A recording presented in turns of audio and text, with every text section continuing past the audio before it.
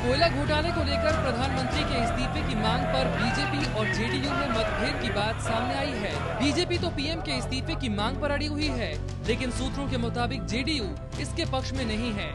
JDU PM से इस्तीफा मांगने की जगह संसद के दोनों सदनों में इस पर बहस कराना चाहती है। एबीपी न्यूज को सूत्रों से मिली खबर के मुताबिक मंगलवार को बीजेपी के वरिष्ठ नेता लाल कृष्ण आडवाणी के संसद के कमरे में हुई बैठक के दौरान बीजेपी और एनडीए के बीच ये मतभेद खुलकर सामने आ गया। हालांकि एनडीए में आपसी मतभेद के बावजूद बीजेपी के रुख में कोई नरमी नहीं आई है। हमने सदन में प्रधानमंत्री डॉक्टर मनमोहन सिंह के इस्तीफे की मांग की है और हमने ये मांग बहुत ही गंभीरता से उठाई है।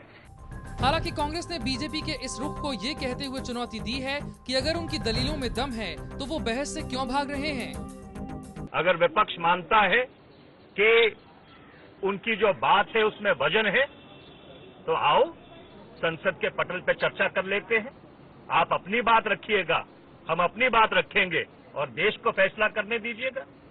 पर संसद ना चलने देना, संसद की कार्रवाई स्थगित कराना जबकि सरकार चर्चा के लिए तैयार हो, ये तो संसद की और लोकतंत्र की अवमानना बनती है। लेकिन बीजेपी का कहना है कि संसद में पहले भी कई घोटालों पर बहस हुई मगर उसका कोई नतीजा नहीं निकला।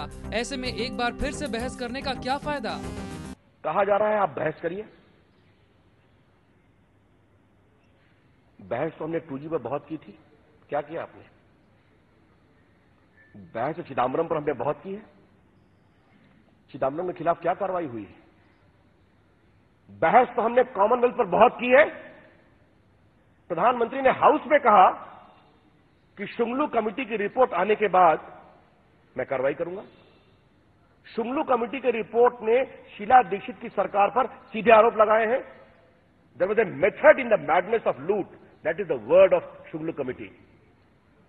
डॉक्टर मनमोहन सिंह जी, शीला दीक्षित की सरकार के खिलाफ क्या कार्रवाई किया आपने?